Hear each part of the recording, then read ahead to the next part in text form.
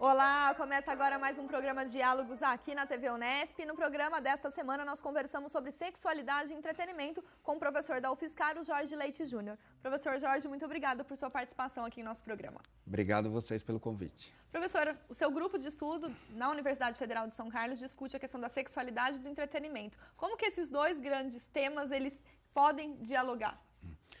Bom, a partir do século XIX, né, quando surge o que a gente conhece hoje como cultura de massas e a cultura do entretenimento, né, um dos temas principais, diria, né, era a questão da sexualidade, né, a erotização de uma série de referências culturais, né, do período.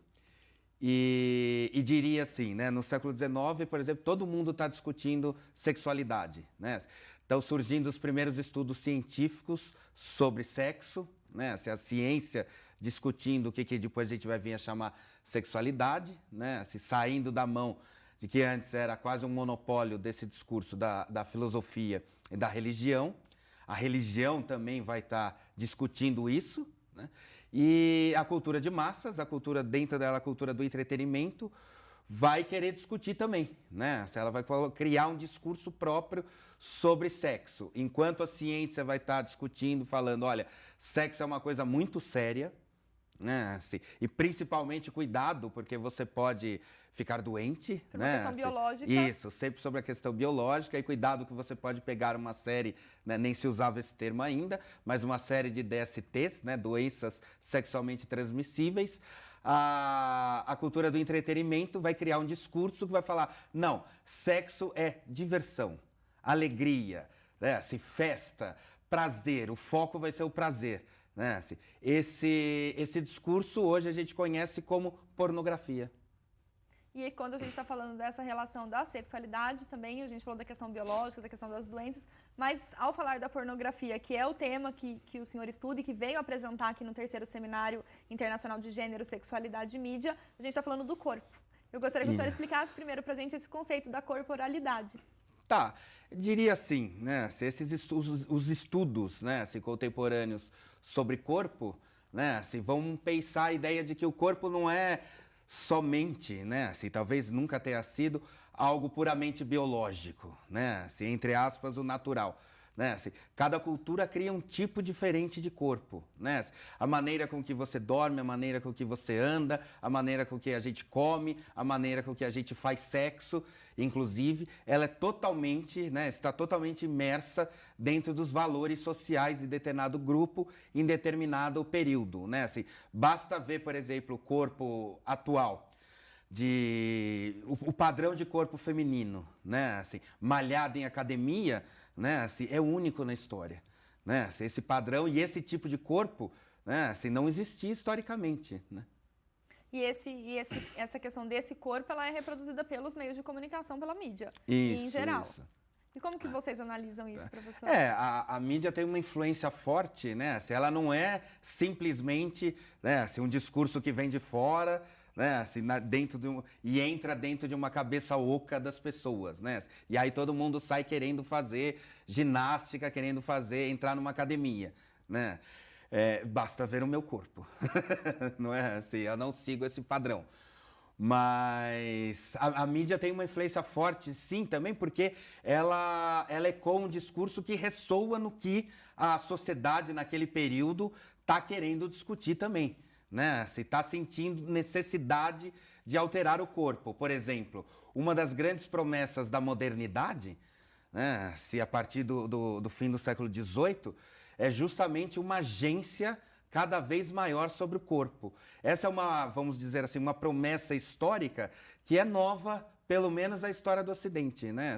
É do fim do século XVIII para cá, que o corpo é seu. Que você pode fazer o que quiser com o seu corpo e que você pode construir o seu corpo. Que é a questão da autonomia. Da autonomia. Essa é uma ideia nova, né, historicamente, do fim do século XVIII para cá, e que nunca, né, se realizou plenamente. Né? Basta lembrar, né, que, por exemplo, a gente pode falar assim, uma mulher aqui no Brasil pode dizer assim, não, eu posso fazer o que quiser com o meu corpo. né? Se eu posso colocar piercing, eu posso colocar próteses nos seios, etc. Tatuagem, etc. Mas não pode abortar, né? Você não pode abortar. Essa autonomia é uma promessa, né? Ela nunca se realizou plenamente.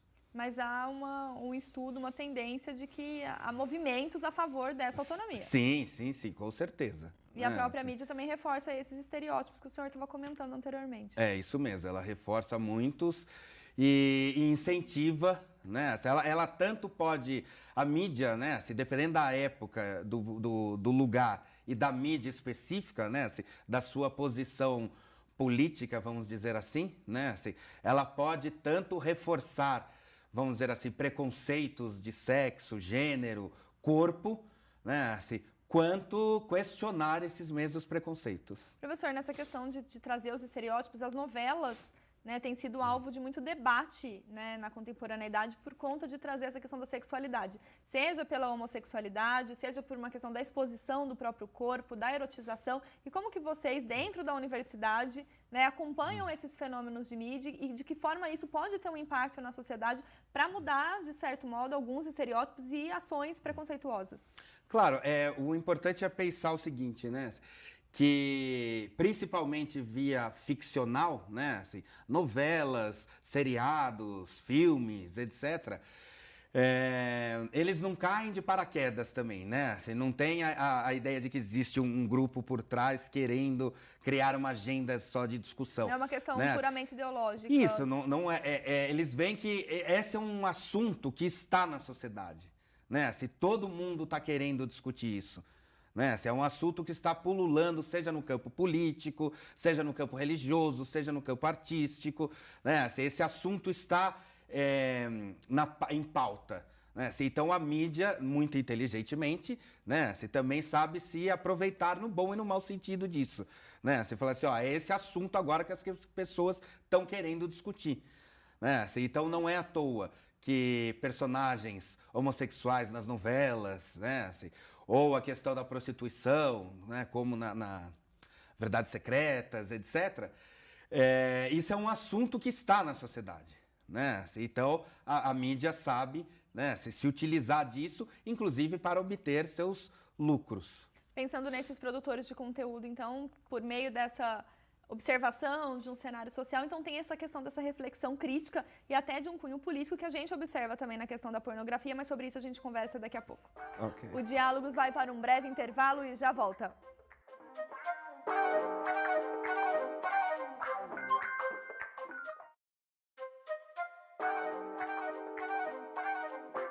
Estamos de volta com o Diálogos e hoje nós recebemos aqui no estúdio o professor da Universidade Federal de São Carlos, Jorge Leite Júnior. Professor, nós terminamos então o bloco comentando essa questão da reflexão crítica, que a mídia se apropria de um tema de debate e a sexualidade está em alta nesses discursos, mas eu gostaria que, pensando nessa sexualidade, a gente falasse um pouco de pornografia, que é o foco dos seus estudos, né, do seu grupo de estudo também, da sua participação aqui no Congresso. O que a gente deve entender enquanto pornografia e como isso se relaciona com a produção da mídia? Ok. Eu gosto de pensar, né? Minha linha de trabalho é assim: pornografia não é uma obra em si, né? Um produto em si, um filme, uma música, um objeto, né? Alguma coisa específica assim. Pornografia é uma forma de classificação, né? É uma categoria classificatória, né? Normalmente ela foi criada no século XIX, né? E normalmente na nossa cultura, né, o termo pornografia, essa categoria de classificação chamada pornografia, é usada para classificar determinadas representações da sexualidade que vão contra os valores, em especial os valores morais / sexuais, mas não só, podem ser valores espirituais, valores estéticos, principalmente também, de quem está fazendo esse julgamento, né? Então, por exemplo, por isso surgiu, já no século XIX, a oposição entre pornografia e erotismo, né? Que para mim não interessa discutir o que é um, o que é outro, né? Interessa discutir da onde que veio, né? Por que surgiu essa distinção, essa separação entre os dois campos, né? Dois termos específicos, duas formas de classificação específicas, e para que eles servem, né? Então, comumente, se determinada obra, né, se representação da sexualidade, vai a favor dos valores de quem está fazendo o julgamento, o termo socialmente usado, né, assim, ainda até hoje, é erotismo ou arte erótica. Comumente, quando essa representação vai contra, agride os valores de quem está fazendo o julgamento, seja um indivíduo, seja um grupo, o termo usado para classificar, né, é pornografia. E quais as representações, professor, a gente encontra num produto que seja classificado enquanto pornográfico? Bom, ela tem, já a partir da segunda metade do século XX, né, assim, o que a gente entende hoje em dia por pornografia, ela tem algumas características já bem definidas, né, assim, tanto que é super fácil a gente pensar em matéria fílmica, né, assim, no campo do audiovisual e dos filmes em especial, sejam produzidos, né, assim, em mídias digitais, sejam produzidos em película ou no antigo formato videocassete, né, assim, da década de 80, ela tem algumas características específicas, né, assim, que comumente são os closes de genitais, né, assim, e closes de penetração, de sexo Explícito. chamado explícito, né? Isso é importante também porque a gente tem que definir, né, se seria legal historicamente a gente ter claro o que é o explícito, né? Porque, por exemplo, o conceito de nudez, né, chamada nudez artística. Na década de 20, né, entre os anos 20 e 30 aqui no Brasil, começa a chegar a chamada o nu artístico, né? E hoje a gente fala o que é uma pessoa nua, né? Ela está completamente sem roupa e mostrando, né, com a genitália de fora. Na década de 20, né, a pessoa estava nua, né, se estar nu era estar com as pernas de fora, né? Elas usavam um colã e ficavam com as pernas de fora. Isso era considerado nudez também. Né? Então, da mesma maneira... o próprio conceito do nu, então, ele vem de acordo com o contexto histórico, isso social mesmo, da sociedade na qual está nomeando o que vem a ser a nudez. É isso aí, da mesma maneira que o conceito de explícito, né? O que é esse tal de explícito, né? E o que é também a pornografia, né? Por isso que o conceito, como pornografia é uma categoria, né, assim, de classificação, por isso que as obras podem... o que é classificado ou não como pornografia pode mudar de época para época, de grupo para grupo, né? Se a gente pensar num papel sociopolítico que nós comentamos no final do primeiro bloco, da própria pornografia, qual seria, professor? Então, uma das características que vão, né, assim, que vai categorizar o que a gente tem de hoje como pornografia é que ela estaria afastada. O ramo principal dela, né, a maior parte da produção, estaria afastada de uma discussão sociopolítica, né? No sentido assim, independente do que está acontecendo socialmente no período, se está tendo uma guerra ou não, se está tendo um debate religioso ou não, o que interessaria para a pornografia é mostrar pessoas fazendo sexo, só. Que é voltado para a questão do prazer que o senhor comentou. Isso, o foco seria discutir o prazer. Mas, né, assim, isso ainda é uma visão um pouco questionável, né, assim, porque tem um ramo todo da pornografia, né, assim, que não é a sua corrente principal, mas tem uma parte toda dela que sim, que é voltada para discutir questões políticas. Por exemplo, em especial em relação à religião. Né? Assim, tem muito disso, assim, seja nos Estados Unidos, principalmente, né, a maior indústria pornô do mundo, né, assim, seja em outras regiões, tanto da Europa como algumas produções aqui da América Latina. Então, por exemplo, colocar pessoas religiosas que socialmente são reconhecidas como tendo um discurso extremamente conservador, né, assim, vamos chamar assim, repressivo em matéria de sexo. Então, colocar essas pessoas fazendo sexo, né, assim, dizer assim, olha, essas embate, pessoas... É um confronto. Isso, essas pessoas são extremamente hipócritas, né, assim, elas falam uma coisa, elas pregam uma coisa, mas fazem outra, né, assim, e a pornografia se utiliza disso, né, assim, para fazer esse tipo de crítica. Um exemplo no Brasil que ficou muito clássico é a questão das pornochanchadas, nos anos 70. Isso mesmo, assim, na década de 70. E é extremamente curioso porque, assim, elas, como principalmente na primeira fase delas, né, elas tinham muito de influência de comédia, né, assim, das comédias, elas foram consideradas, então, chanchadas, né, assim, que vinha das chanchadas da década de 50, esse termo. né? E como elas tinham esse caráter de discutir a sexualidade muito forte, né, assim, elas foram consideradas pornográficas. Daí vem o nome pornochanchada, uma chanchada pornográfica. Agora, por exemplo, não existia cena de nudez completa, né, assim, no máximo era um seio, né, assim, que aparecia, ou de vez em quando algumas nádegas, né, assim, mas jamais a relação sexual, né, era sempre ensaiada, né, assim, ficcional, não era uma prática sexual real, né, assim, como o que vai vir a ser depois na pornografia mesmo, né, assim, mas é curioso, assim, vários elementos dela, e ela discutia, né, assim, a realidade social do Brasil da época, E isso o é claro. impacto disso junto ao público, professor? Ah, ela foi um sucesso, né, assim, isso é importantíssimo, né, assim, E ainda é. a pornochanchada, historicamente ela acabou, né, assim, né, o período Mas dela, ainda ela tem acabou. aqueles que são fãs e... Sim, sim, sim, mas ela ainda é uma grande referência, né? Assim, tanto do cinema, eu considero uma grande referência, tanto do cinema nacional, né? Assim, quanto das discussões sociais do período, né? Se quer entender o que era a década de 70 no Brasil, né? Eu acho que tem que assistir as pornochanchadas, sim. Né? E a universidade, então, por conta dessa questão crítica, ela vem enquanto um espaço muito positivo para esse tipo de debate, para trazer a própria pornografia, para romper esses estereótipos que nós estamos falando e até mesmo essa questão conceitual, que ela acaba sendo, às vezes, contraditória com a prática, mas sobre isso a gente conversa daqui a pouco. O Diálogos faz mais uma pausa e já volta.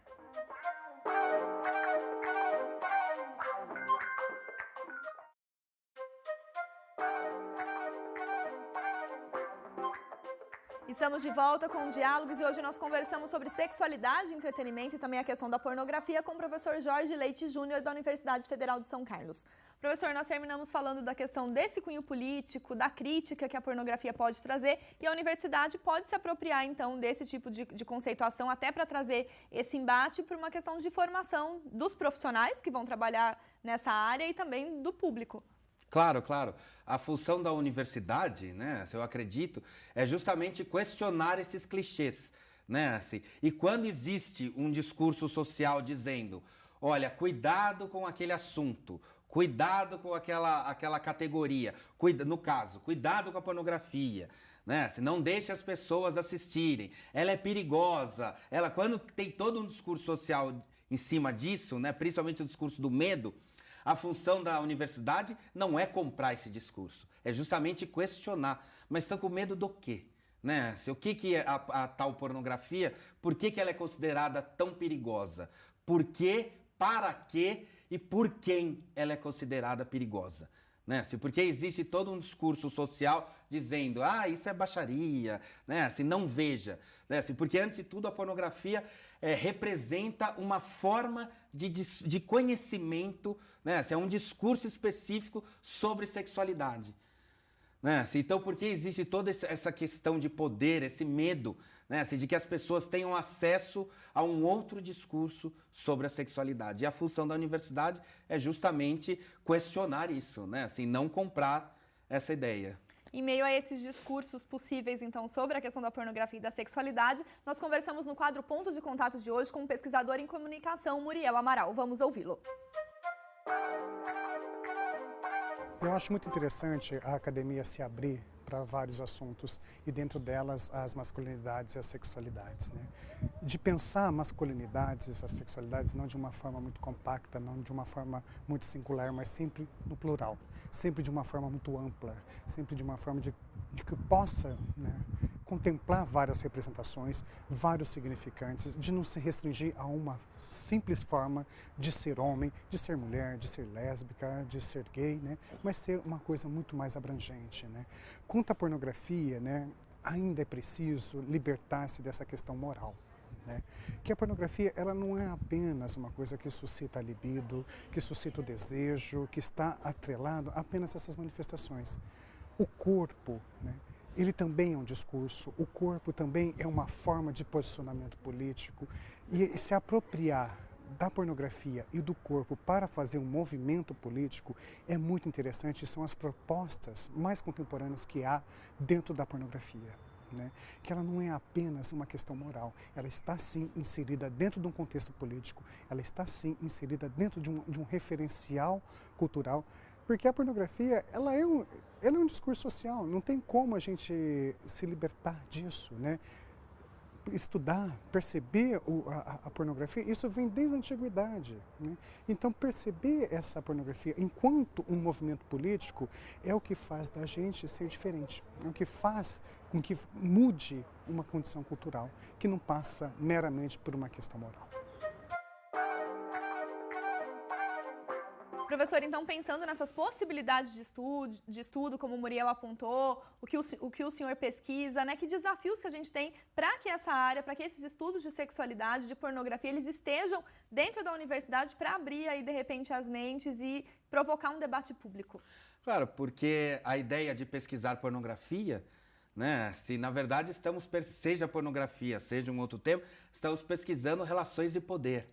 Né? Se quem é que tem, que tipo de discurso, né? Se de conhecimento sobre sexualidade está envolvido dentro da pornografia, daquilo que a gente chama de pornografia, e quem é que quer que nós não tenhamos acesso a esse discurso, a essa nova forma de conhecimento. Aí não interessa dizer se ela é boa, se ela é ruim, se ela é certa ou errada. Né? Assim, mas por que é que essa outra forma de conhecimento sobre sexualidade, que a gente chama de pornografia, é vista como perigosa por determinados grupos? Mas a universidade ela tem aberto um pouco o espaço, Claro, o colóquio isso, internacional mostra isso. Não só no Brasil, inclusive é importante ressaltar, né, assim, não só na Federal de São Carlos, mas como, por exemplo, aqui na Unesp, né, seja aqui de Bauru, seja de alguns outros campos, seja a Unicamp, a USP, e uma série de outras universidades, tá? Assim, que tem mesmo, assim, não cabe citar aqui porque são várias, mas que o Brasil é um dos países que está de ponta, né, assim, nessa discussão. E a sociedade precisa, então, ficar atenta a esse tipo de debate também, professor, para romper um pouco do preconceito, do distanciamento que ainda se tem quando se fala de pornografia como se fosse algo, né, banal. Isso, porque a pornografia está discutindo, né, é um discurso sobre a sociedade e sobre as representações da sexualidade que aquela sociedade, em determinada época, pensa sobre sexualidade, né? Assim, então é importantíssimo estar atento a isso, sim. Professor, então eu gostaria de agradecer e parabenizar por trazer um tema que, embora não seja tão recente, mas que tem sido cada vez mais instigante, tanto dentro da universidade quanto para a sociedade, que está em meio a dúvidas e curiosidades diante do tema. Muito obrigada. Eu que agradeço. Muito obrigada. O Diálogos de hoje fica por aqui. Se você quiser rever este programa e conversar um pouco mais sobre a questão da sexualidade, do entretenimento e da pornografia, acesse o nosso site. Obrigada pela companhia e até a próxima.